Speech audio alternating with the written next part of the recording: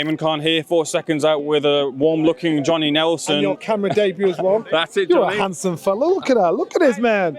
Not as handsome as you, Johnny, but let's get into the main event. Possibly the best time Richard Riakporhe would ever get to win a world title, I guess. You know, Selhurst Park, his own stadium. Chris Billam-Smith, someone he knows well, but it wasn't to be tonight. It wasn't to be, unfortunately. I think, you know what, he went in there with a more experienced fighter in the champion of Chris Billam-Smith, and Chris did everything what a fighter champion should do. Went away from home, went into the Lion's Den, used his big fight experience to pressure, pace, tactics, and it worked on Richard. Richard will be so frustrated in his performance because he knows he's better than that. He knows he's capable of that. And before the fight, I said if this goes the distance, I'd have to lean towards Chris. That means he's taken Richard to a place he's not been before. Richard was depending on that punch power. He didn't have it. He didn't get it. He seemed to be smothering his own work. You heard the frustration in the corner with in Richard's corner, but he will be disappointed in himself because he is better than that. But you know, he's got to stick at it and see where he wants to go. How sweet a victory will this be for Chris Billam-Smith, who avenges a defeat earlier in his career? Of course, and he objected to the first loss. So now you know what, the only man that's beat him is righted or wrong, should I say? Where do you now put him in the rankings amongst the cruiserweight world champions?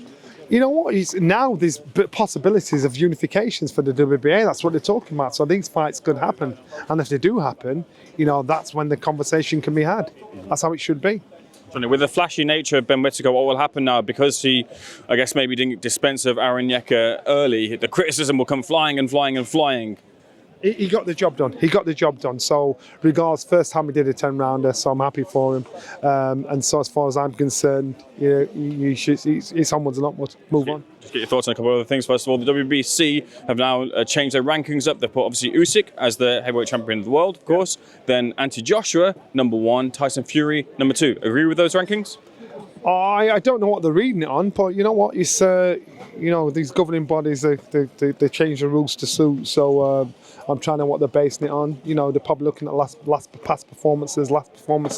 So if that's a decision they made, that's a decision they're sticking to. I read some comments from Bob Arum. He did an interview with Boxing News, and he said regarding the corner of Tyson Fury, he said that Tyson Fury is intelligent enough to drown out the noise of John Fury or who else, and he can focus on Sugar Hill. Do you feel that he can do that in the second fight, or do you feel that there needs to be a change there? Yeah, there needs to be a massive change. If he doesn't change that, then there's a problem.